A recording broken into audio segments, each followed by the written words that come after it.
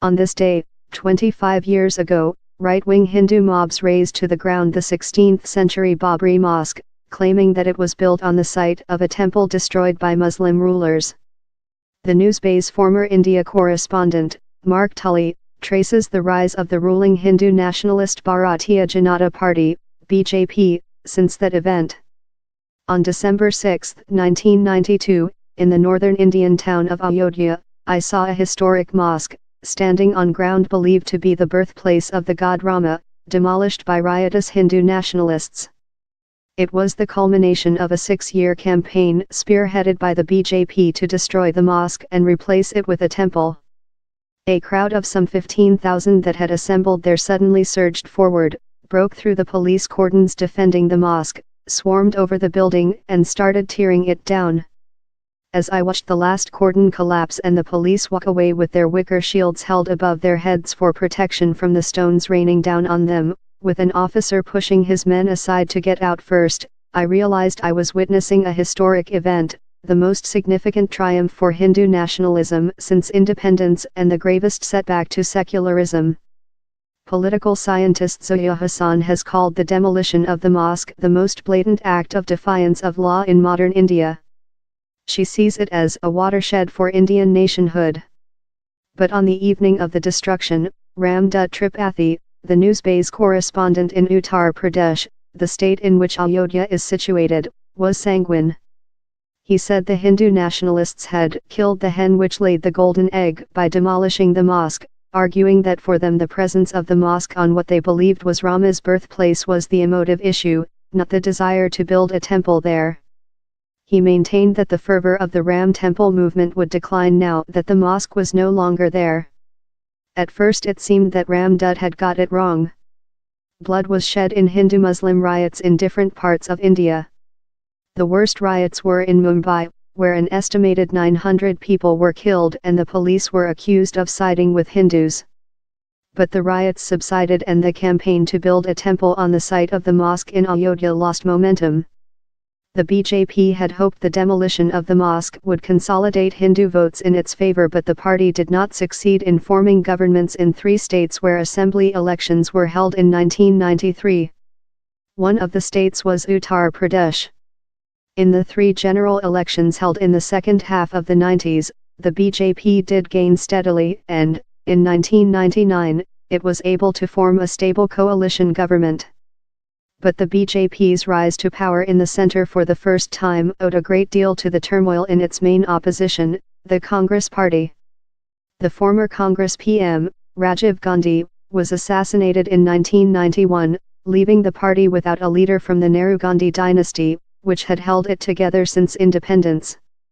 The only possible candidate, Rajiv's apolitical, Italian-born widow, Sonia, refused to become involved in politics. The elderly, long-serving minister in the central government, P.V. Narasimha Rao, was chosen to head a minority government in 1991. His failure to protect the mosque was used by his rivals to undermine him by alleging that he was a Hindu nationalist rather than a secular congressman, and the party was divided and in disarray when the time came to fight the 1996 election. But in 1999, when the BJP did form a stable coalition, neither Prime Minister Atal Bihari Vajpayee nor his powerful number 2, Lal Krishna Advani, believed Ayodhya had created such a large Hindu vote that they could set about implementing their party's Hindu nationalist, or Hindutva, agenda, and reviving the Ayodhya temple issue. They believed the BJP still needed to be centrist, rather than a right-wing nationalist party, if their coalition was to hold together and get enough support from diverse sections of the population to win the next election. Mr. Advani once said to me, "Hinduism is so varied you can't actually appeal to Hindus in the name of religion." Many in the BJP believe the party would not have lost the 2004 election if they had consolidated Hindu votes under the Hindu nationalism banner. But that defeat was mainly due to the BJP's faulty choice of allies and Sonia Gandhi managing to weld the Congress party together again and breathe new life into it when she agreed to take over the leadership. Under her, Congress governed for 10 years. Perhaps the Ayodhya incident, significant though it was, didn't create a Hindu vote that changed the political landscape of India.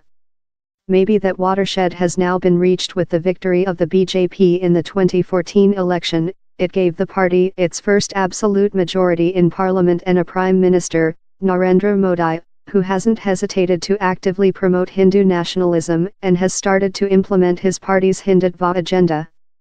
For instance, there is his government's ban on buying cows for slaughter in animal markets, there is the promotion of Hindi, and there are the appointments of Hindutva sympathizers to top posts in educational and cultural organizations. Although Mr. Modi constantly proclaims his aim is to develop India for all Indians, Muslims are barely represented in BJP governments in the centre and in the states. The Chief Minister Mr. Modi has selected to govern India's most populous and politically important state, Uttar Pradesh, is renowned for his hostility to Muslims. But Mr. Modi was not elected primarily on a Hindu vote. The main plank of his election campaign was the promise to develop and change India. The success of that campaign owes a lot to the fact that the Congress was back in disarray. There are already signs that he will moderate his ban on cow slaughter because of the effect it is having on the farmers' vote. Hinduism remains a very varied religion, and India is a very diverse country with an ancient, pluralist tradition. So it's still not clear in my mind that Mr. Modi will reach or even intends to reach the watershed, which would mark the end of secular India and the creation of a Hindu nation.